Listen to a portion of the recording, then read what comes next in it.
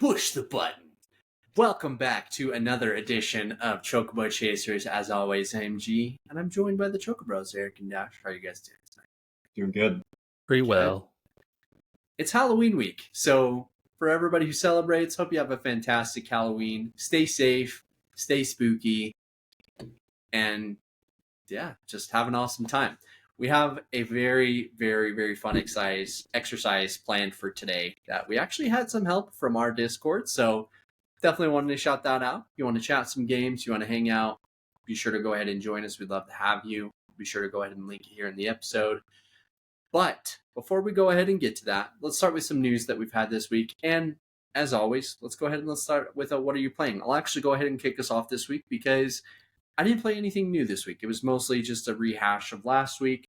Continued on my Life is Strange journey as I'm trying to just finish replaying the game. I just got my new copy of Life is Strange Double Exposure. Shout out to GameStop for the early delivery. I've actually never had that happen before where I got a game delivered before the release date. Super stoked about that. So I should finish it though either today or tomorrow. Be able to go ahead and dive into the new one. Super stoked about that. Played some more college football. Played some more of Silent Hill. As I mentioned last week, I have to play this game in small increments, and I almost can't play it at night because it's just so scary. The atmosphere is so terrifying, and my wife is sleeping right behind me like every time I'm playing too, so I have to also not make a ton of noise because otherwise I would just be freaking the fuck out the whole time. So there's that, and Deadlock, which I was literally just playing right before we started the show today. So not a ton different from me. I'm going to be updating some stuff, obviously, here pretty soon. Be starting with Life is Strange.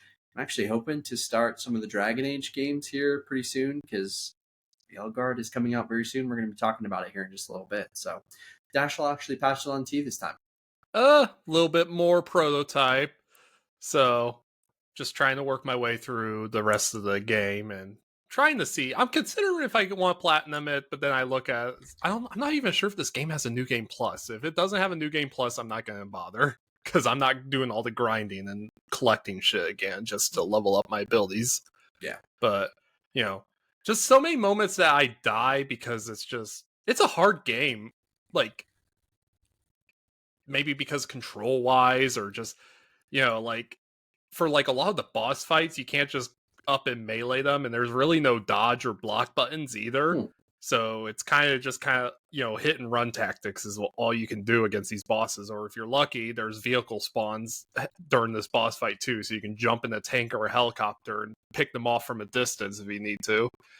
But it's a product of its time kind of thing. I mean, it was good when you had a PlayStation 3 and Xbox 360. A bunch of games have done what it's done much better since then, but it's honestly something I would think that maybe we could do a reboot of at some point. I feel like because I don't know why not. Let's reboot it.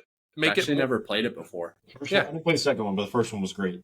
Yeah, I think the main character is voiced by Barry Pepper. Really? Yeah. Alex Mercer is the name of the character. Let me go look, but I'm almost certain it's Barry Pepper. Yeah, I think there might be some notable names in there potentially. But besides Prototype, I got back into Infection Free Zone because they've had another major update. So, this is my favorite zombie survival simulator using real world GIS map data. So actually knocked out a couple of the achievements I haven't been able to get, like no farming for 50 days and surviving 50 days in one location and going 24 days without even building walls. Now the caveat here is, and I wish they would fix this has still been an issue, I think, is that you have to do it all 50 days in one session. So like there was one session I played up to like day 17 and I saved and came back later. And I had to do up to like day 67 to get those 2 achievements. How long does a day usually last in the game? I mean, you have like different speed settings, so you can do like the super fast forward and really get through the day quickly. But obviously, if you have people out there scavenging and stuff, you kind of want to micromanage them to make sure they're not getting ambushed by a swarm or raiders or something and dying. because that happened to me where I look away and I didn't hear like the notification, we're being attacked kind of shit. And before you know it, I lose one of my good squads out there. So I have to reload the save because of that. But it's they also add a whole new storyline and gameplay mechanics as they're going forward with this. So now there's like a whole vaccine scientist kind of storyline where you have to like work with a scientist for vaccines, and now there's an illness status for your people, so people can get sick and or die because of it. So now you have to do research to take care of them, so hospitals and disease prevention, and also you have to regularly research a vaccine every year because the virus is going to mutate, so the vaccine you made one year isn't going to work the next. I really enjoy seeing this game come together. Obviously, this is still like beta, so just gotta keep on going on with it. Speaking of early access beta games I've been playing a lot of, Hades 2, I am proud to report that I've officially defeated Kronos. Let's go. So, one complete run going to Tartarus, at least. Now the fun is I have to work my way up to Olympus and beat that final boss, which is Prometheus. And Prometheus is a bitch. So, that's going to be quite... I thought Kronos was hard. Now that they add a second boss on the second half of the map. I really enjoy Hades 2. That it's plays so differently from the first. Probably makes it harder because you can't just spam your dodge like you could in the first game. There's a cooldown for the dodge that kind of gets you at times. Those iframes were pretty generous in the first game, I'm not gonna lie, but anyways, also I got into a little bit of Sea of Thieves. Haven't played that in quite some time, but I had a friend, I'm like, hey, let's just go play Sea of Thieves. So we did it. It was just me and him on a sloop. We went and ran a vault mission, and so it's just me and him in this vault filled with probably like 50 chests. So we had to get all 50 chests out of the vault and then take all 50 of them to the ship. So that took like half an hour just to do that. And it doesn't help that this island has a volcano that erupts occasionally. So now you have rocks coming from the volcano hitting your ship. Now our ship's on fire, so someone has to go and repair and stop the fire. It's just pure chaos. Thankfully, we didn't have to deal with any other players at that point. It was just us messing around. But Sea of Thieves is definitely a game I wish I played more of, but it has to be one of those games you have to have friends that want to play it with you. And unfortunately, not everybody in my group likes playing it, so... Anytime I think of that game, I always just think of that Pirates of the Caribbean music clip, and the guy's like, Captain! They're about to be boarded by that other ship, and it just... There's just one I remember seeing recently on social media where it was just like, some dudes was like, we're just passing by as they like their ship is coming in between two other ships fighting. And he's just getting hit. He's like, stop, we're passing by. And speaking of ships, and this one's going to be more on the subnautical side of things, I played Barotrauma again for the first time in a while. They've added some new updates there also. A lot more focused on like the PvP parts of the game, but they also did add a whole bunch of new layouts for like the outposts because it was kind of repetitive with some of the outpost layouts. So I think they add like 50 new layouts to add a lot more variety to what you do and some other quality of life stuff in there. So you're just, on the Europa, one of, I think that's what, Saturn's moons? Yes. Yep, so you're just like underwater in Europa, going from like station to station, and you'll have different missions to do, like take down these alien aquatic creatures that attack your ship as you're going between stations, or collecting resources, or just delivering people. So, you have those fun moments where it's just like you get hit by something big. You got a giant hole in your sub, so you have people trying to weld it, and also you gotta have people at the cannons to try and stop that thing from destroying you even further. It's definitely a good game to get with friends. There's a bit of a learning curve to it because it's a very technical heavy game. So if you know programming, you can actually do stuff like program your cannons to auto fire. So you just have to get like different modules, and you can even wire them into the sub. So there's all these. If you know that how to do it, you can really have some fun with this game. Very cool. Finally, and this is the big one because this, of course, is the big annual release every year. We have Call of Duty Black Ops 6, which for the first year ever is included in Game Pass. So, guess who got to save $70 by not having to shell out money for it? So I picked a it. lot of people. Oh yeah, and they're estimating that they're going to lose money because of it. Well, they're losing sales, I should say, but they're not gaining subs. Yeah. I think they said that the subs didn't outpace the lost sales, though. So no, but they're going to get it back in all the microtransactions because you're going to have the season passes and all the $20 plus bundles. I think when I stopped playing Modern Warfare 3, there were bundles that were even more than $20 at that point. So it was getting ridiculous. So what are your thoughts on Black Ops? Black Ops 6, the gameplay is like the smoothest I've ever had for a Call of Duty game. So like that omnidirectional movement that they implemented for it, very smooth. I have not played any multiplayer. This has just been solely campaign and zombies. So I did a full run through the campaign. Really solid campaign. Obviously, it's a step up from Modern Warfare 3's, which was probably the worst campaign I've had. Yeah, it was like the worst Call of Duty campaign. I'm not sure if I like this one better than, let's say, Cold War's campaign, but, it has a lot of the returning cast from that, like Adler. So Adler's the GOAT. But I love that the campaign really tries to make it feel more than just a Call of Duty game, because there's kind of like those mechanics where in between missions, you're at the safe house, there's puzzles to solve, so like to get some extra money to upgrade your character, to open a safe, you have to get the code. But to get the code, you have to solve all these different puzzles around the house. So you have to like go in the basement, get the boiler started up, use a black light to trace footsteps to a piano, and then use that black light to find codes and the piano keys you need to press. Then you go in the basement, and there's all these different puzzles that they do throughout the game to make it kind of feel more than just a shooter. Cool. But the campaign itself was good. Not too long, obviously, so you can probably knock it out in a day.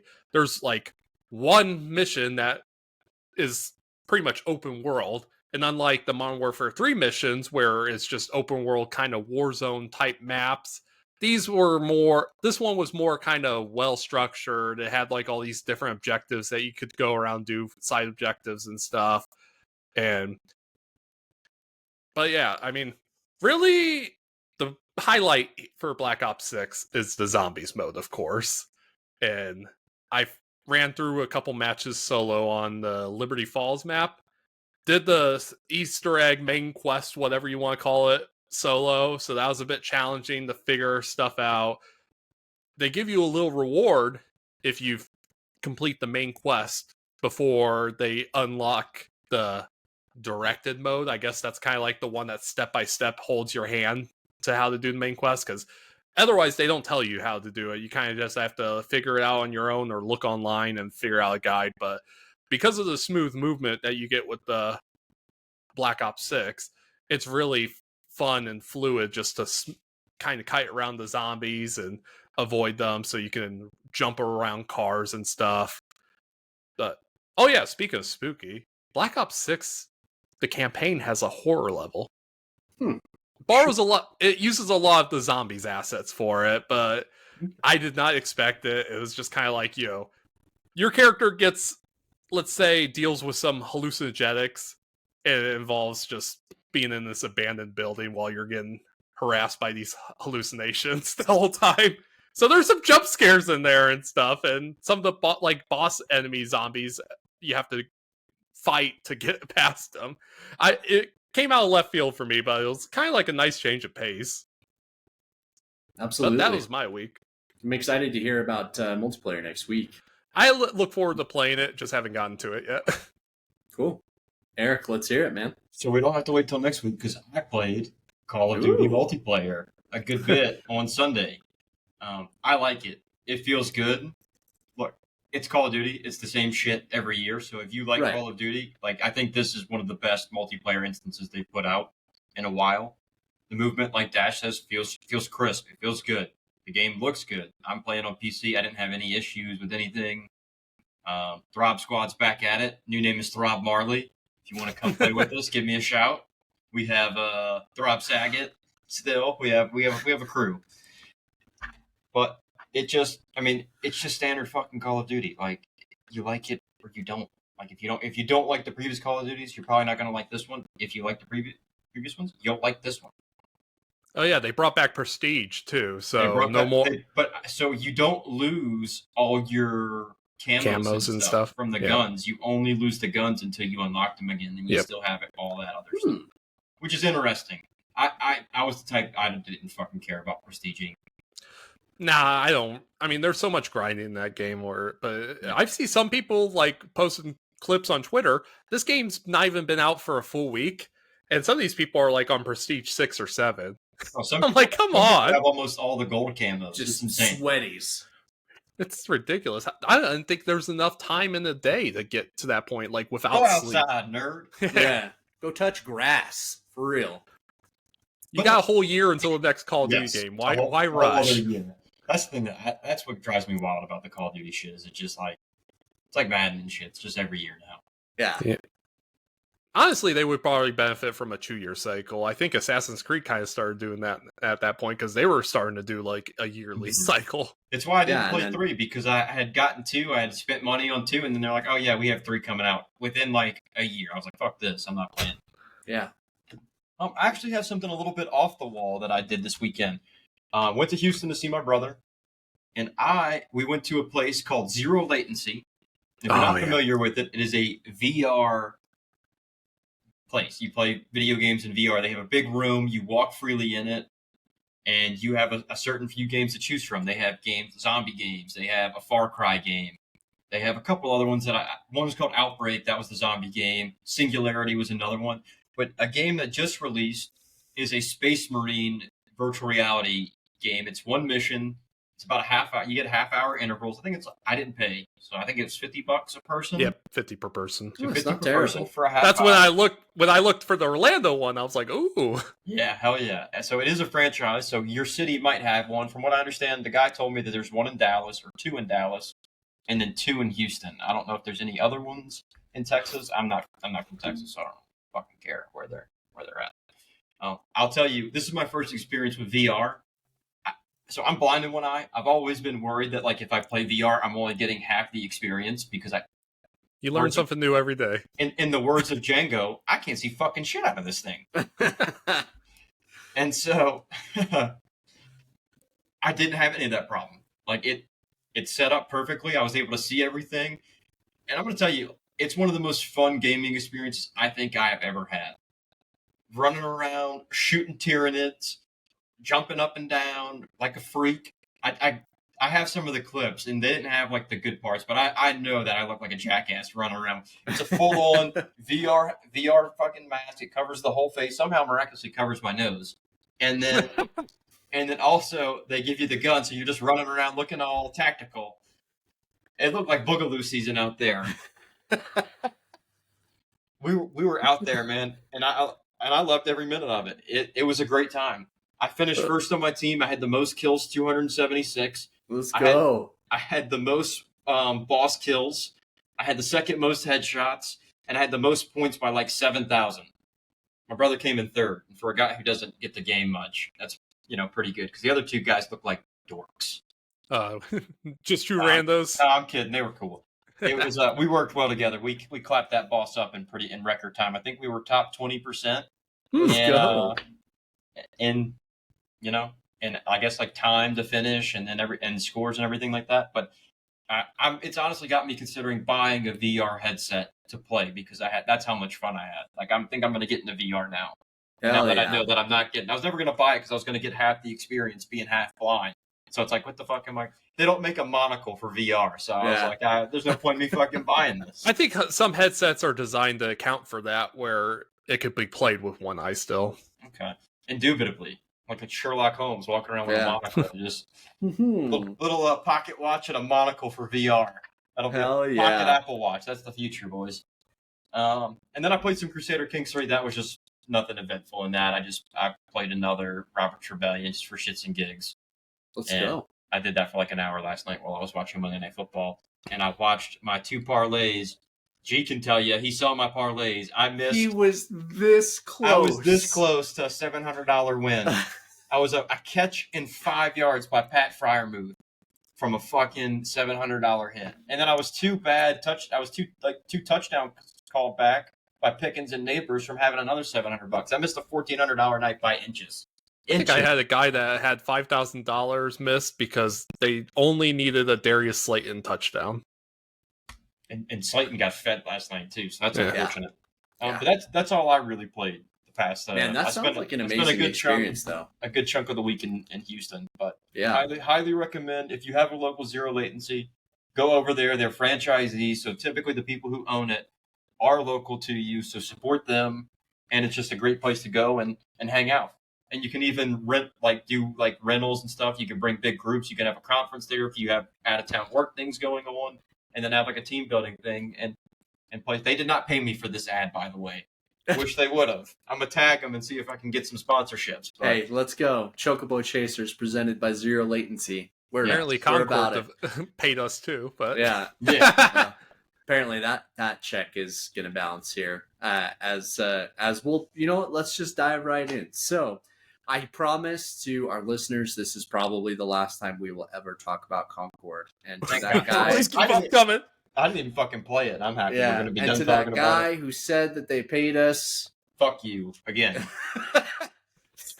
Well, what was it? Michael Ian something? Yeah, I don't know what his name was. Fuck you. Like, it's the most interesting story lately because we've never seen a game flop this hard bad. Before. Yeah. So $400 million it cost? So $400 million supposedly in total dev costs. So here's, for those who don't know, Firesprite, who is the studio who developed Concord, has been shut down by PlayStation. They're not the only one. There was a second studio, which was a mobile studio, much smaller, about 30 people. This is 170 folks, though. So first of all of those who affected, obviously, we hope that you guys land on your feet. We believe that you were in the process of making a pretty good game. There were just some things about it that didn't hit. I mean, Dash and I played it. We had a pretty good time playing it. We played it together. Concord was not it, though. And it is sucky that, like, you know, you get one shot at this, basically, and that one shot just is a miserable just failure. I mean, let's call it what it is. Like, this is just an absolute failure. And it's an absolute failure of an acquisition by PlayStation. I mean, they invested a shit ton of money to buy the studio. And, you know, on the premise of Concord, thinking that it was going to be this next big thing. I mean, it's 5 to 7 years of development as well. So it had been in the works for a long time. And, you know, for Jim Ryan, who was PlayStation's former CEO, he was all about live service at the end. And then we got this transition to Herman Hulst, who is the current PlayStation CEO. And Concord was kind of supposed to be his baby. So, yeah, it is as ugly as one can imagine. Because just like Dash said, we've never seen a failure of this magnitude from a major publisher. Like, they don't get anything back. And now I'm sure there will be some tax loophole that they'll go ahead and exploit because that's what they pay. Yeah, it's 100%. They're gonna money laundering. They're gonna write this shit off. Yeah, everything's written to benefit like these corporations. Like Warner Brothers fucking abuses the shit out of that stuff. Yeah, exactly. Dude, the Batgirl movie didn't even get. They made the whole fucking thing. Yeah, they made the whole fucking movie and just said, you know what, we're good. This is gonna suck. Yeah. So just. And speaking of PlayStation, this story is a little less, it's still fucking crazy. Some dude bought 24 years worth of PlayStation Plus, and I don't know if he bought, like, secondhand, like, discount codes from, like, another place. I know I personally have shopped on, like, CD keys They've got Ineba and a few other places that you can buy actually discounted codes throughout the year because they'll have their sales like, state of play time, usually like during the summer, Black Friday, they'll do codes and they're usually about 25% off, which is a solid deal. Anyway, this dude bought 24 years worth of PlayStation Plus in order to avoid price hikes. Well, at least they'll be ready for the PlayStation 8 when that comes around or something. Yeah. I'm mostly just I curious. respect the hustle, to be honest with you. Yeah.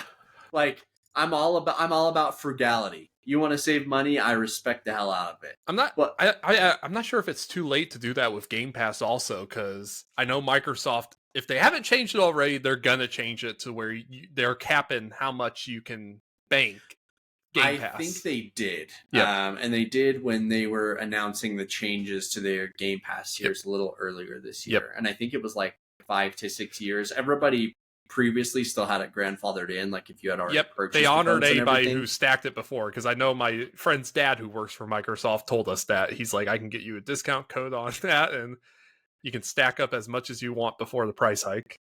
There you go. I hope you took advantage. Thanks for helping us out. Yeah.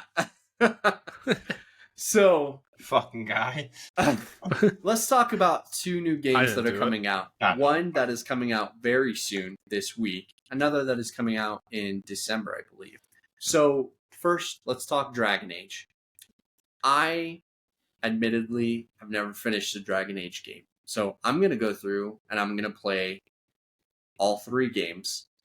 Not to, 100% completion, but play them all and be able to get a good sense for that world building, because I know that these games are looked at very fondly by the gaming community, by fantasy fans, and I obviously love this kind of game. So no point in 100% if nothing's carrying over anyway. Yeah. So Dragon Age is coming out this week. Reviews dropped yesterday, and they're pretty overwhelmingly positive.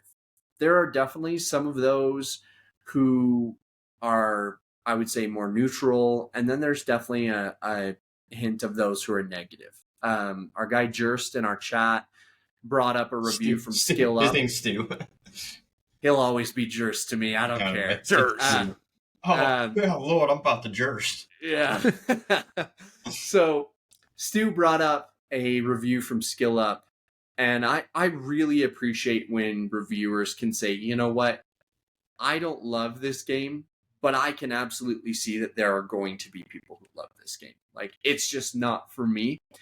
We've seen... That's just gaming. Exactly. But we see so many times now that people are like, no, you have to hate this game. This game is absolute shit. No. But we've seen kind of a weird review period from Dragon Age right now where, one, we're seeing that, there's reviewers who are getting the game, and some of whom are leaking details about said game prior to embargo, which is a big, big no-no. That's so that one, I guess I've seen some more details on that where apparently it was he sent footage to his editor. His editor sent that footage to some friend apparently, and that friend obviously is not the most best person, obviously, because you can look at his Twitter and there's some slurs and stuff. And so you're getting leaks, which is NDA, which is a whole nother thing. But then they're also being accused of trying to give review codes out to those who they feel will give a favorable review, because there were a healthy number of people who didn't get review codes for the game. I'll say this: make your own opinion. I think you can look at Dragon Age enough and be able to tell if it's going to be your kind of game or not. I think there is definitely a level of confidence because they gave those review copies out 2 weeks ago or something. Yeah. Well, I mean, it's a long game. A lot of time. So I saw one reviewer say they've done 3 full playthroughs in 100 hours. That's pretty nuts. See, and I love a solid 25 to 30 hour game. I will happily pay $70 for a 30-hour just big adventure every single time. And so, yeah, I mean, Dragon Age definitely appears to be a potential Game of the Year contender. we only have, I mean, a little more than a month now until the Game Awards. So I don't know if they're gonna use this as part of that, or if they're gonna potentially say that it's part of the next year's crop. I don't know what the cutoff is. Like the Oscars does it weird too, like where they'll say like, oh, this wasn't part of this year's, group of movies that can be nominated. But we'll see if that is going to be, potentially part of that. Again, the Game Awards are coming up. I think it's the first week of December. So we literally have like 6 weeks. And Game Awards is great. We usually get a lot of game reveals. I want to say that something is going on in November as well, like from a conference standpoint, but I don't know for sure. So please disregard unless we find out, and then I'll pretend like I was right the whole time. In addition, a big first preview of Indiana Jones and the Great Circle has been going around. You'll see a lot of Xbox content creators have had the ability to play the game and get their hands on it. Everything that I've seen so far has really been overwhelmingly the majority has been overwhelmingly positive. So a lot of people are praising Troy Baker's performance, trying to emulate Harrison Ford, and they're saying he does a great job, where in some instances you're like, man, this really sounds like Harrison Ford. From the trailer, I mean, you could tell immediately that it was Troy Baker. I've seen someone put out that it scratches like that Dishonored itch almost, which is a very unique game to compare it to. The team who makes this game is famous for making the Wolfenstein games, and I've seen some feedback saying it's even better than the Wolfenstein games. Huh. Give me a big, sprawling, just fun adventure. Like, give me Uncharted, but in this vein. Because Uncharted, I mean, is Sony's Indiana Jones for all intents and purposes. Like, it is... I can't think of a easier parallel than those two, like, pieces of media. So, excited to play the game. I'll throw Tomb Raider in there as well. Like, I think that those... they perfectly encapsulate kind of the feeling that you get watching those old Indiana Jones movies. I'm not going to count the 2 newest ones. I actually never saw Dial of Destiny, so I can't say I have. Yeah. I don't think I've watched a full Indiana Jones movie ever.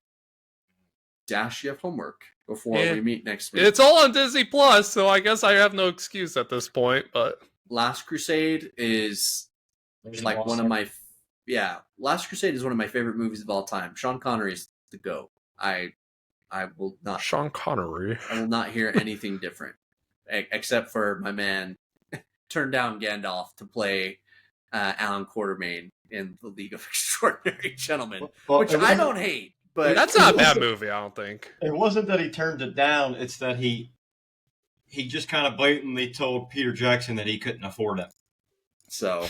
And he didn't think it was going to be as successful. Yeah. Because they promised him a bunch they offered him like almost 10% of the box office. Which would have been an astronomical like $50 million or something like that. And he was just like, yeah, he goes, I don't want to, he goes, I'm old. He goes, I've got only a couple left in me, so I'm going to bank on actual real paydays. Give me the money. Something seeing him opposite of Christopher Lee. Honestly, like I don't think it, like looking at Ian McKellen, nobody can play that role. Yeah. And I don't see how you can reboot Lord of the Rings, because I think I've heard some people talking about that. I'm like, yeah, they're talking about making it a series, I think, on Max, huh? Like the Harry Potter thing. It was either that or no, wait, they were gonna do like a prequel, like it was called like what, The Search for Gollum or some shit, and they were gonna that is happening. That is happening. That's gonna be oh my god. Yeah. And they're gonna have Aragorn back with the same actor. Well, so and Ian McKellen is coming back too. That's part of the lore, is that Gandalf did send Aragorn to look for Smeagol to find him, and I think he did find him and then lost him again, and that's how he ends up captured in Minas Morgul and tortured, and that's when he gives them the name of Baggins in the Shire. Yeah, but like Viggo is like he's not getting any younger. Yeah. No. I know that Numerarians don't age the same, but but he does. So yeah. Anyway, he's supposed to be 87 in the. We got some CGI magic, I'm sure we can pull off to make him look the same. I'm sure. All right. Here we go. This is what we've all been waiting for this week. So, along with the help of our Discord, it's Halloween. We wanted to do something cool this year. So we're talking, why don't we do the best horror game of all time? But let's do it a little bit different. So, when we've typically had discussions like this, it's been very discussion-based. We decided to create a March Madness style bracket. Our seeds were totally random. Eric actually decided how many times we were going to randomize the list. And Don't remember that? 3. Yeah, so it was 6 was the number, actually. And, that is the devil's number. So, Eric was he was feeling it. I actually posted the wrong list in our thing. I'm going to post it right now so that you guys have access to it too. And so, was that the wrong list? It's the same picture. Or it's just in our chat specifically. So, looking at the list, there's going to be some very interesting ones here. We're going to just go, specifically. We'll go through the seeds real quick. We'll go through the seeds real quick, and then right. we'll do each matchup. We'll talk about them. 16 seeds, winner take all, best horror game ever. 1 seed. Hell yeah! What kind of criteria are we going to do this on? Scariness or just overall? This is. I was thinking about this earlier today. We're just going to go gut feeling best horror. So if best horror for you is the scariest, do it. If it's just the best game, do it. And we will go majority. If we're 2-1, we're going to go with the 2. If I haven't played half these fucking games because I'm a little bitch when it comes to horror games, so we're going to count me as a half a point. Okay. So for our first matchup at 1-16, we've got Fear.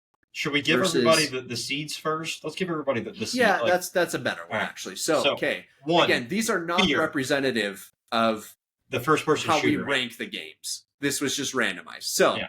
Eric, without further ado, go ahead. Fuck it, let's get it.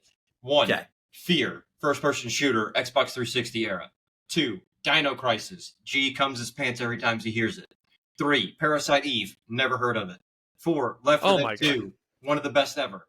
5. Resident Evil 2 Remake. Fuck yeah. 6. Condemned Criminal Origins. Very good game. 7. Homeworld Cataclysm. Don't know it. 8. Phasmophobia. Love it. 9. Evil Within. Heard of it. Never played it. 10. Silent Hill 2 Remake. 11. Amnesia. Forgot what that's about. 12. BioShock. Classic. 13. Eternal Darkness is my one. That is the one. I hate to tell y'all. I'm voting for it every time. 13's Eternal Darkness. 14, Doom 3. That's a hitter. 15, Dead Space Remake. 16, Alan Wake 2.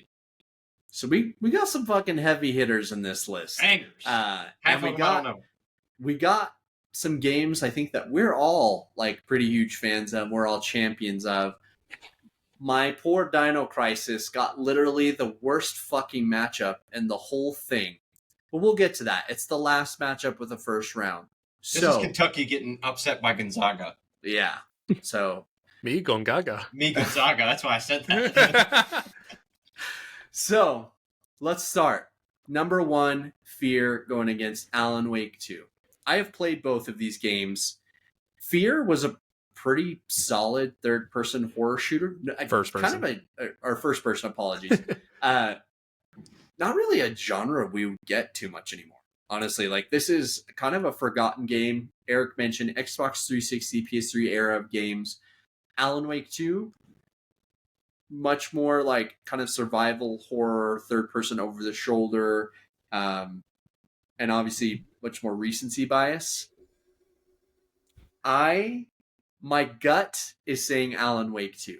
I've played it more recently. It sticks in my mind as a better horror game. That's where I'm leaning. Let's see. Because I didn't play Alan Wake 2. Fear. I didn't play Alan Wake 2. I played the first one, but I've seen a lot of Alan Wake 2. they definitely upped the scare factor in Alan Wake 2. I think it's definitely a better sequel and a better game than the first game. Fear, on the other hand, the AI that they used for the replicant soldiers is unmatched to this day. Like, you don't get smart AI in a lot of shooter games still. It's scary as fuck, bro. So, Fear, I'm conflicted on this because both are really great. Both of what? Both of these. Both of these games? All right. I could just toss a coin and I'd be fine with it. Toss a coin to your witcher, oh valley of plenty. You know, I'm going Alan Wake 2. All right. That's I mean, it was tougher than it looked. So Yes. This is horse shit. Yeah, this is going to be interesting. All right. For matchup number 2, we have got Evil Within versus Phasmophobia. I think this is going to be an easier one. Evil Within, pretty solid horror game.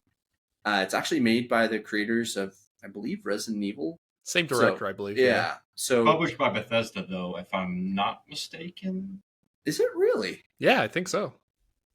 I'm gonna go look it up. The real more quick you while know. we're here. I I just remember because I think with when it was getting like pushed around, like that's when it first got announced. Yep, it was Bethesda published it. Tango Gameworks made it. Oh, well, shit. I didn't realize that this came out that long ago. Yeah. There are Rest in 2 peace, games. Tango. Yeah, I was going to say. Wow, they were actually working on a new Evil Within when they got canned too, so that's kind of sad. Phasmophobia, one of the funnest party horror games, which has kind of become a newer thing over the last few years. I feel pretty comfortable saying Phasmophobia in this context here. Evil Within is a great game, but Phasmophobia, I don't think you get many horror games that really get co-op horror to the point what Phasmophobia does. So I'm going to vote Phasmophobia. If I can speak to a game and it whispers back into my ear, that's gonna win every time. He's ready. So Phasmophobia, our first unanimous choice. All right, we are on 5 versus 12 seed Resident Evil 2 remake versus BioShock. So Resident Evil 2 remake, I literally just made a clip for the show a few weeks ago talking about how I think it's the perfect spooky time game. This is a little more difficult when I think about it because from an environmental design, BioShock is one of the best games I've ever played. It created an environment that is so different than almost every other game that I've played. And this is not even just horror, but just period. It is terrifying, being chased by Big Daddy and, the design of just the world and the characters is kind of the thing that's sticking out to me. Resident Evil is a masterpiece. BioShock is a masterpiece. I have no idea. I'm going BioShock, and I'm going to parallel this to like a space horror game because it's Alien, one of my favorite movies. In space, if nobody can hear you scream in space, who's going to hear you scream under the ocean? How's Alien Isolation not on this list? Oh, fuck. Don't ask that. We crowdsourced all We did of crowdsource these. this. I thought Alien Isolation was mentioned. Well, No, that's Honorable 17 games, mention. and that doesn't work. honorable mention. We're trying to make a varied list in this case. Dash, what are you thinking? I gotta go Resident Evil 2. I mean, it's just iconic. BioShock is iconic too, of course, but like, if I'm gonna go based, like, BioShock has horror elements, but I wouldn't go say it's full on horror. It's more like a sci-fi kind of, like, RPG almost. It has kind of like those RPG elements to it, but yeah. Resident Evil 2, I just don't think you can match it. I think that's a fair assessment, but I'm still saying BioShock. I'm gonna go RE2. I wanted to pick BioShock, but I love RE2. I love it. So RE2 wins this 2-1 vote. Now we get to a pretty juicy matchup. We've got 13 seed Eternal Darkness, Sanity's Requiem versus Left 4 Dead 2. Eric, I'll have you start this one off. I don't even think it's close. Eternal Darkness has one of the coolest horror mechanics any game ever put out with the insanity meter. It's not bullshit when I tell you this. It deserves a remake above all other horror games being remade or possibly remastered. If anybody's going to be remade, this game should be remade. Left 4 Dead 2, I'm not saying it's not one of my favorite games of all time. That, to me, is more adrenaline fueled because you're just pumping out zombies. You're capping them the whole time. Multiplayer's fun. But, like, I was never, like, scared shitless during Left 4 Dead 2. I remember watching my brother play Eternal Darkness as a kid especially and just covering my eyes at certain parts because I was fucking terrified. And the story is incredible as well. It's Eternal Darkness. It's not even close. Hey, you've sold me. Eternal Darkness, yep. Eternal Darkness takes this. So, some may consider that to be an upset. But we've got another unanimous decision.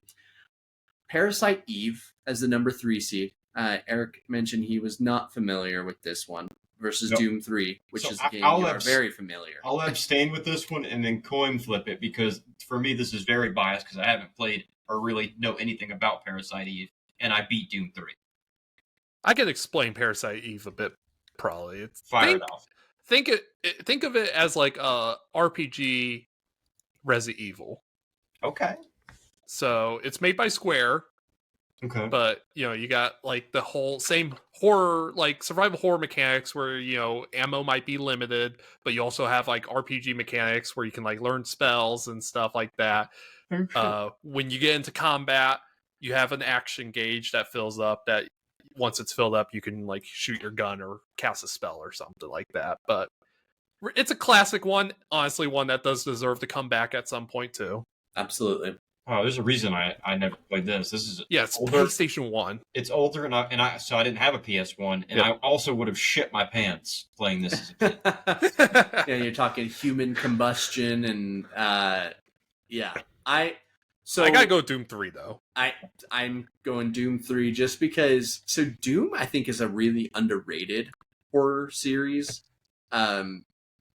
Creating some of, again, kind of going back to what makes BioShock special. Creating some of just like the craziest environments, and the design for like all of the monsters in the game is fantastic. So I think Doom 3. Doom 3 clears. 2 aren't very scary. They're more action. It's kind much of that adrenaline fueled kind of metals pumping in the background while you're blasting demons and shit. But Doom 3, I just remember the first time like going like checking a room, it being empty. And then maybe just like doubling back to check it again, and there's something was there waiting for you, or it would jump out from behind you. Yeah. Oh my god, dude, fuck that.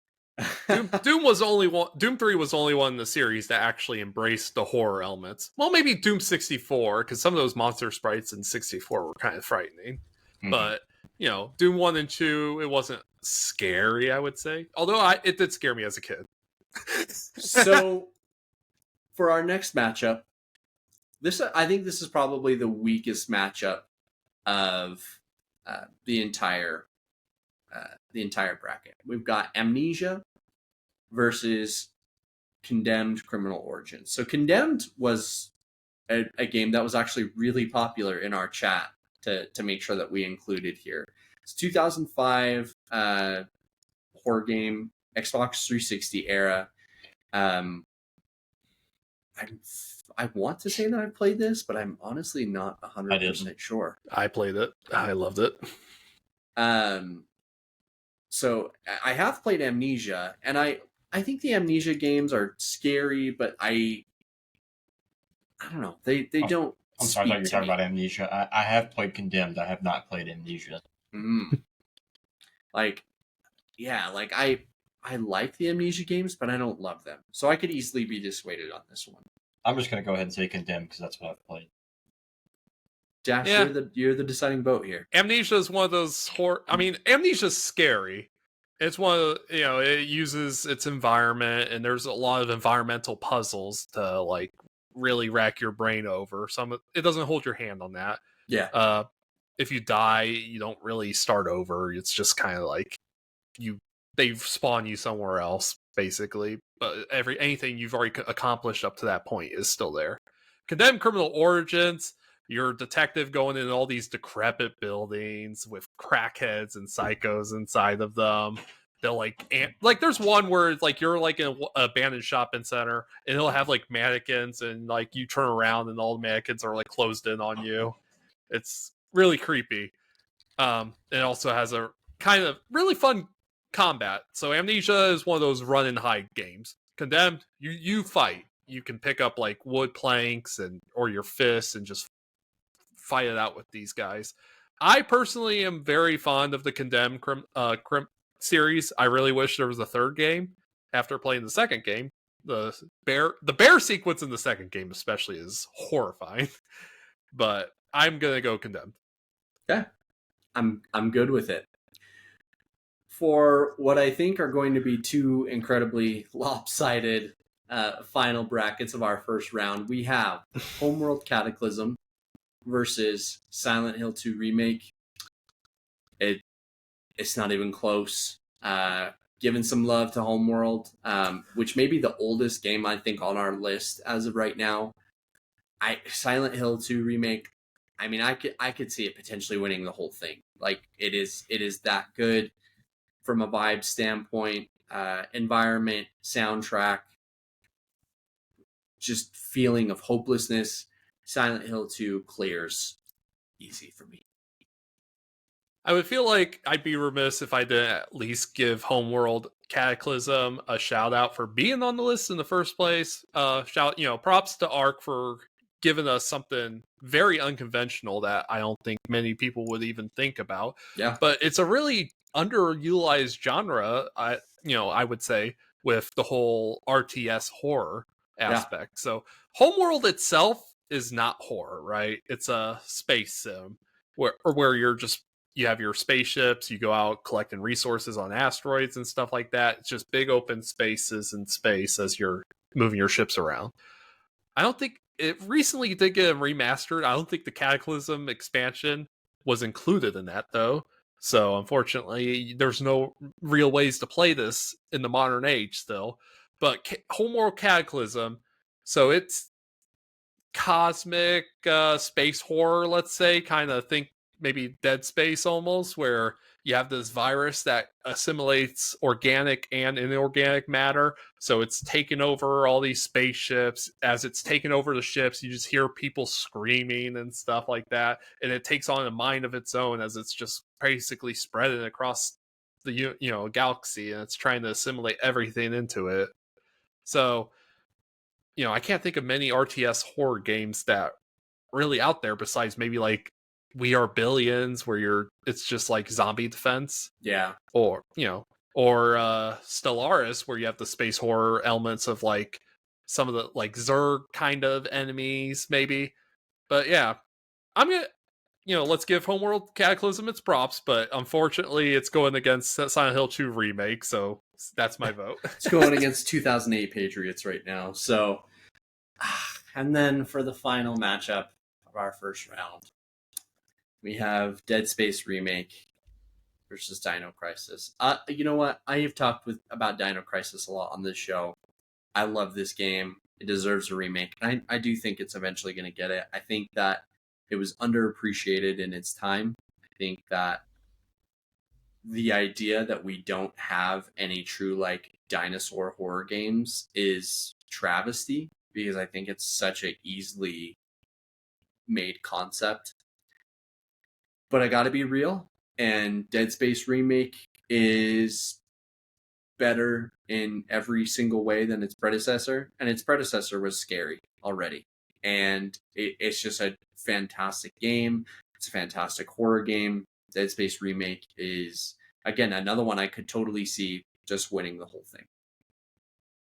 So, easy for me. Dead Space as well. Yep, Dead Space. All right. We are moving into the round of 8 now. Remaining, Alan Wake 2, Phasmophobia, Resident Evil 2 Remake, Eternal Darkness, Doom 3, Condemned Criminal Origins, Silent Hill 2 Remake, and Dead Space Remake. We'll start with our first. That is Alan Wake 2 versus Phasmophobia. My head is saying go Phasmophobia in this one. I'm sticking to Phasmophobia. Any game that reacts to you doing stuff in it, the prospect of starting new playthroughs and different things happening based on what you're doing is far more terrifying to me than just like the same game being played over and over. Yeah. And here's the inverse. So Alan Wake 2, fantastic horror game of the year contender, along with 2 pretty stellar DLCs.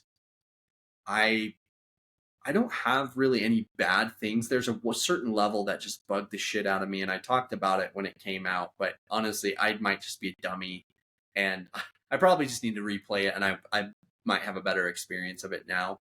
It wasn't the musical level, was it? No. That level's awesome. But Phasmophobia, I've seen so much great content be created from that game too. Like, I have to pick it. So that's my final decision. I mean, I haven't played Alan Wake 2. I can understand voting for it, but I have to go Phasmophobia. All right, Phasmophobia. Moving on to Final 4. We have got Resident Evil 2 Remake versus Eternal Darkness. This is going to be a fun one. So we've talked about Resident Evil 2 Remake being awesome. We've talked about Eternal Darkness being awesome. I want to hear from both of you guys. Eric, obviously, I know which way you're going to lean on this one. I'm going Eternal Darkness again. I even though I didn't play the remake Resident Evil 2, but I played the original one, and I can tell you which one scared the shit out of me. And it was Eternal Darkness. The story is cold as fuck too. If you know what I'm talking about, like, it's one of the most unique stories as far as gaming goes. Like, it still like kicks in my head every now and then. It's like, oh, this game was fucking awesome. It, as much as I love Resident Evil 2, there's not many games that have just, when you think of like some iconic, unique games out there that no one's really done what Eternal Darkness has done, pretty much. And nobody's done it since. Like, no one's tried to even really like copy it. It's one of those games that intentionally fucks with you, and it does it in such a creative way. Like, and it also doesn't help that Silicon Knights is defunct, who made it. Yeah. So, but somebody needs to buy the rights to that IP. Somebody needs to buy the rights to the IP, because that game was cold as fuck. Damn. Man. Yeah. 2002, man. What a year. They were trying to like do a Kickstarter, apparently, also to make like a spiritual successor for the game. Where are you leaning, Dash? It kills me to say this, but I have to say Eternal Darkness. It's honestly... There we go. That's probably the biggest upset of the entire bracket so far. That is huge. Holy shit. Damn. Eric had convinced me, so I think I was gonna lean Eternal Darkness. So, holy shit, that's a huge upset. Eternal Darkness moving on to Final 4 along with Phasmophobia. The problem with it was it didn't sell. Yeah, like it sold like 500,000 units, but critically, I think it's got like all 90s on all its scores. It has a 92 on Metacritic. Yeah, 92 on Metacritic. Yeah. Eurogamer has it with a 9. IGN had 9.6. GameSpot had a 9.4. Game Informer 9.5. Famitsu, what the fuck that is, 32 out of 40. And All Game, I don't know who they are, so they don't count, but they gave it 3.5 stars. Well, that's why we haven't heard of them. It's an untapped game, in my opinion. It's just it's a shame that this isn't playable in a modern era. Yeah. Well, damn, that's a great upset. For our next matchup, we have got Doom 3 versus Condemned Criminal Origins. I'll say right off the bat, this one, I think is a little bit of an easier choice, at least for me. I'm going Doom 3 here. I'm with you there. Doom 3 I as think well. space horror, it's such an untapped, like, I want more space horror titles. Give me all of them. Doom 3, especially because they made you choose between having a flashlight or a weapon. Yeah. Unless you That's do a the fucked up mechanic. Like, unless you do the re-release where it's just a flashlight button now and you don't hold it. But the original, they really made you choose. that's yeah. That's an easier one, I think. So Doom 3, moving on to our final four. So again, so far for final four, we have Phasmophobia, Eternal Darkness, knocking out what I think some people may have presumed to be champion in Resident Evil 2. And now I'm sure we're gonna get Doom comments 3. about it. Oh, I'm sure. Now, for what is probably the toughest matchup in the entire bracket, especially in our Elite 8, this one is tough.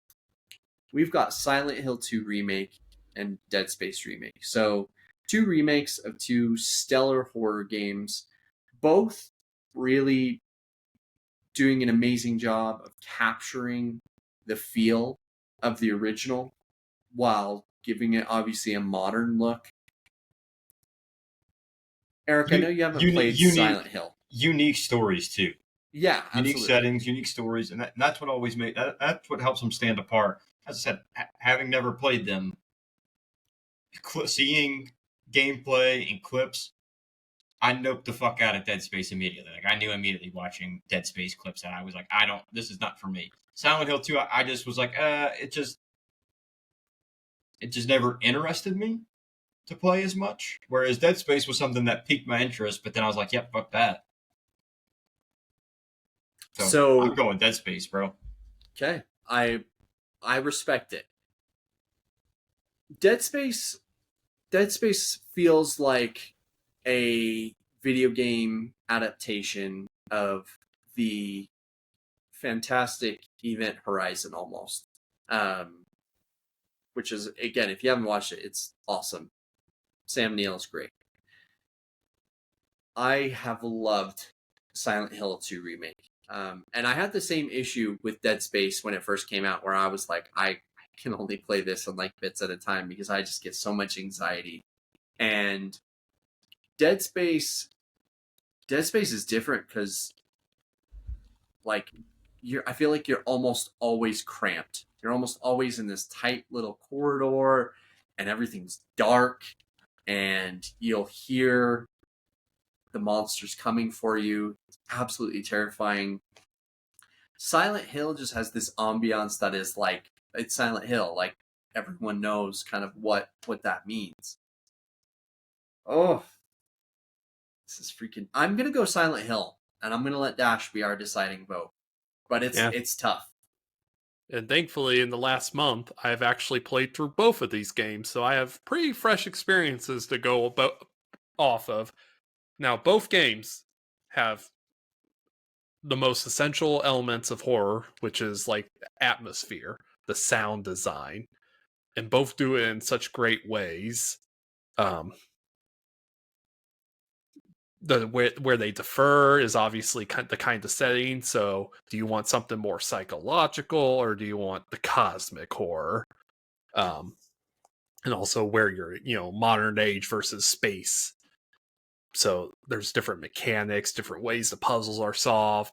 There's more physics involved with like Dead Space, since you can do like the kinetic stuff, and it's more combat focused because you have to fight. There's some fights that you might be encouraged to avoid in Silent Hill because you're not meant to fight, but I feel like you're more capable of defending yourself in Silent Hill 2 than versus the original also. But it takes some learning for that. I'm so conflicted on this because I could easily vote either way. This is as close as a coin flip as you're going to get. Yeah. So... Silent Hill has a lot more variety in endings and stuff. Dead Space Remake has the new ending that you can get also. It also has... I think the remake added this whole new like an AI director almost Yeah. to keep the game fresh. So like it will spawn stuff if you're in an area for too long, or when you're backtracking through an area, it might put stuff around, like make the room dark or foggy. So it'll be like, I don't remember this room being like this with the last time I was in here. It likes to mess with you and kind of keep it fresh as you're retracing through these new areas. And there is a bit more, let's say, enemy variety in Dead Space to make it a bit more refreshing of the game, because there's only like 5 enemy types in Silent 2, which is the way the original was. I mean, it's being completely faithful. Silent 2, it's probably one of my top games to come out this year. But if I'm looking at pure horror, Dead Space takes just Dead Space is edging it. I'm gonna say Dead Space. Yep, it's that much little more. And damn, I don't hate it. Listen, I struggled, but it's a good conversation. It's like it's what your preference is like, and I mean, it's just like, which game would I rather play if I had to tearing Dash in two right now, making him choose between these two. No, it's a good choice.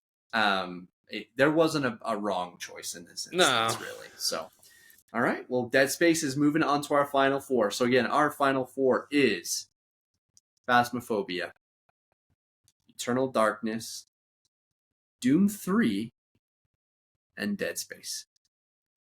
So, for our first semifinal matchup, we've got Phasmophobia versus Eternal Darkness. I know where I'm leaning on this one. I want to hear you guys' thoughts first. Eric, this is like both of your babies here. So I'm taking Eternal Darkness. It's not an easy choice because straight up these are my 1 and 2 seeds. And as much as Phasmophobia can get me, I still just think back, like, I think the impact Eternal Darkness has had on me is stronger than Phasmophobia. I think that's just... I respect the hell out of it. For the sake of conversation, I'm going to go Phasmophobia.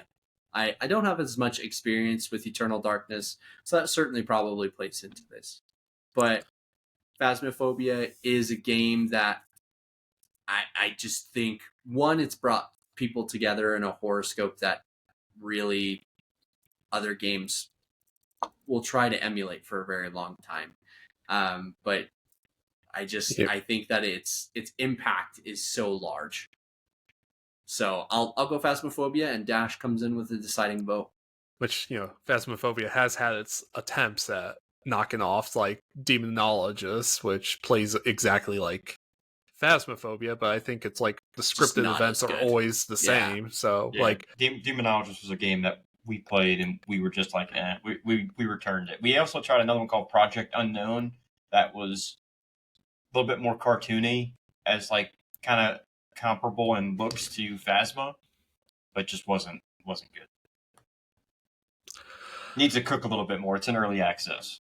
I think they got something, but it's going to take some time for them. I think when it comes down to it, I am a sucker for, let's say, anything that has to do with like strong narratives and interesting stories. And when you have Eternal Darkness with its Lovecraftian themes, which I'm always a sucker for, there we go. Yeah, I think I'm going to go there. How is it that the guy who doesn't fucking play horror games has his game make it all the way to the end? That's what I want to know. Shout out to my older brother.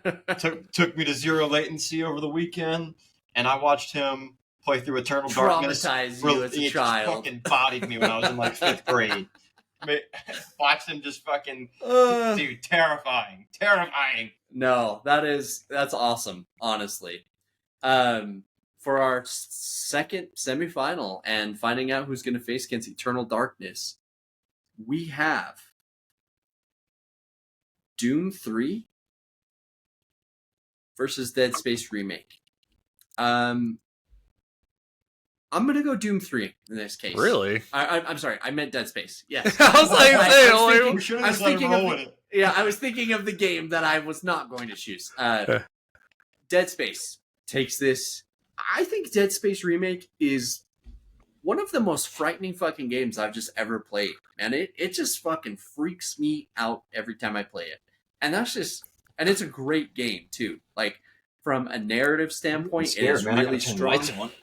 Yeah, it's fucking scaring Eric right now. Yeah, no, Dead Space Remake. Doom 3 walked, so Dead Space could run almost. I agree with that assessment, having actually played Doom 3 and just watching Dead Space. All right. We have got a just heater of The a finals finale. end up being just 2 different types of cosmic horrors. It's like, which one do you want? So we have Dead Space Remake versus Eternal Darkness. I'll vouch for the side of Dead Space Remake just for the sake of debate here. Dead Space, the original Dead Space did a lot for horror in a time where Resident Evil was kind of king and had really floundered from its time being the king of horror. Dead Space kind of revitalized that. And then that came out around the time 5 did, huh? Resident Evil 5? And exactly. Yeah, Resident Evil 5 is, and okay. Dead Space 1 and 2, we don't need to talk about Dead Space 3. Just brought us back in new ways too, new and exciting ways, giving us a new scope of enemies that were absolutely terrifying then and even more terrifying now, and the remake team did such a good job. Just it was a love letter to the old game, just expanding on it. It was so good. I can't hate on the fact that it made it this far, even if it took out games that I thought would beat it on the way. Silent Hill, and I didn't think Dino Crisis would beat it, but it hurt my soul a little bit. I'm going to shoot my name in the ring for Dead Space Remake in this case. I respect that opinion. But I think we know what I'm going with. It's the finals. Your boy landed here. We're gonna ride this one all the way to the top. Eternal Darkness. 13 seed all the way to the final. Hey, Dead Space was 15th seed. That is true. I think Dead Space should have been higher. To be fair, it was randomized. So if we were there's no objectivity in these. Yeah. If we were ranking these, Dead Space probably ends up as top 1 or 2 seed, honestly, maybe. But totally understandable. So Dash, you are our deciding vote here. We gave you a fun one for the end. I gotta go Dead Space. I think that's the one I really would lean towards more. I mean, it's just one of my favorite franchises, and the remake revitalized my love for said franchise after 3 might have killed it. It's respectable. Also, respect to our number 2, who through all odds defied the rankings, defied the matchups, and got matched up with some fucking tough games along the way. It beat fucking Left 4 Dead 2, which is a fantastic game. Beat Resident Evil 2 Remake, which probably would have been the number 1 seed on this list if we were creating a true seeded rankings. Beat Phasmophobia. To fall just short, I mean, it was a 2-1. It wasn't a unanimous pick either. So for it to come this far, huge shout out. Hopefully someday we do potentially get a remake, because we've seen crazier things happen. I mean, Legacy of Kain is back.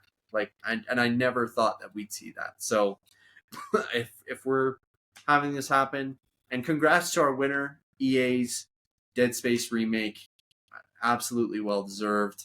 So And, Silicon actually made Legacy of Kain. Yeah, they did. Really? Yep. Silicon Knights had some hitters. They had that game. The problem, what happened to them is they put out that game called Too Human. Oh, And then there was basically they were using Unreal Engine 3. They had what they thought, they basically accused Epic of sabotaging them from I think is what I remember, and it was basically proved that was not true. And Epic countersued the shit out of them, from what I believe. And so Silicon Knights, which they had put a lot of, Too Human, which they had put a ton of time and money into, was basically required to be pulled from shelves and not sold anymore. And got so the Concord treatment. So we got the Concord treatment for a different reason, and then they had to pay Epic Games. So not only did they take the L in their game, they had to pay Epic Games, and then from there, I think the studio just kind of fun. I could be wrong. Let me look that up real quick. I'll just read it off. The Ontario-based game developer to experience considerable losses, and they said Epic Games failed to provide a working game engine. Wow. Let's see. They said Epic missed their deadline that they were promised. Epic withheld vital improvements to the game engine.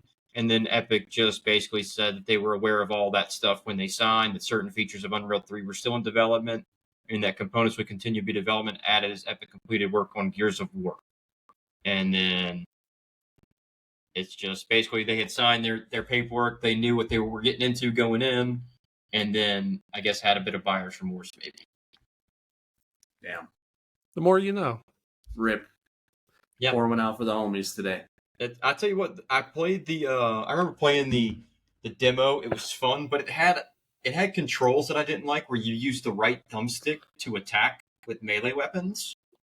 I remember the gameplay not being that good. And that's what, like, the game looked good. The story was awesome. You played Baldur, the Norse god of light. If you've played God of War, you know who he is, but he's the Norse god of light.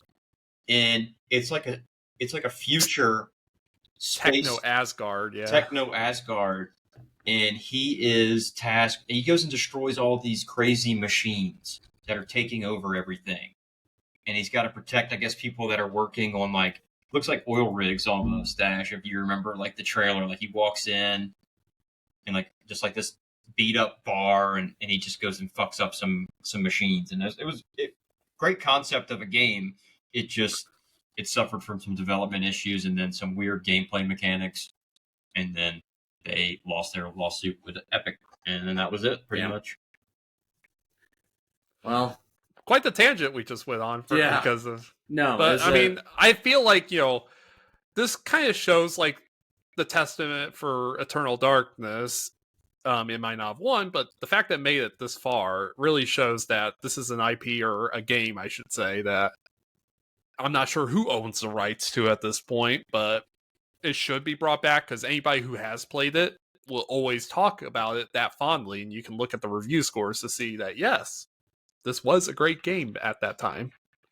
Wow, they actually had 3 other games they were making in Unreal 2 that they had spent time developing. There was an X-Men game called The Sandman. Yeah, there was a shit ton of game. X-Men Destiny. That came out, though, huh?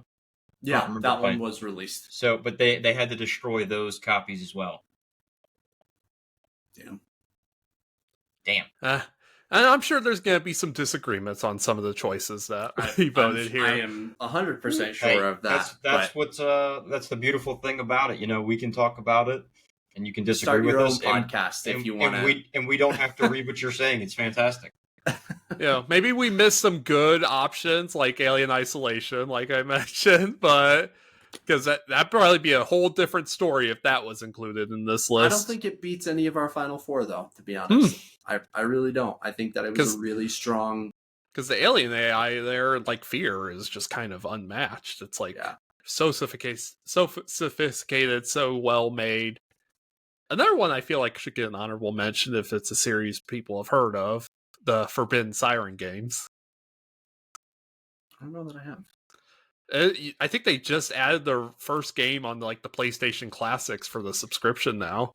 Cool. And they also had, like, a pseudo remake for the PS3 era. but really, I think a Japan studio or Studios Japan where Studio made it. Yeah. So yeah, they had Team Siren. It's kind of like, think of it like kind of like a Silent Hill-esque kind of game. You just go into this abandoned kind of Japanese village where these people are turned into these. They're called shinobu. They're kind of like zombies, but they retain like their memories almost, and you can't kill them. So you knock them out, they'll revive on their own after some time. The controls are horrible for what it was at that time. It was a old PS2 game kind of thing, but really worth checking out. Yeah, I'm absolutely gonna check it out. It has this whole mechanic called mind jacking. So what you do is you can you'll just you can see what the shinobu can see. So you can use it to memorize their patterns, what they're going to be doing, what they see, so that you can sneak by them. Hell yeah.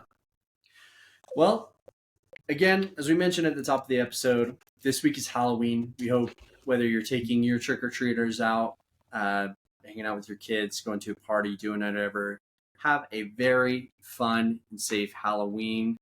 I think that about wraps us up here today. So thank everyone for checking us out. Be sure to like, share, subscribe wherever you get your podcasts. We will catch you guys next time.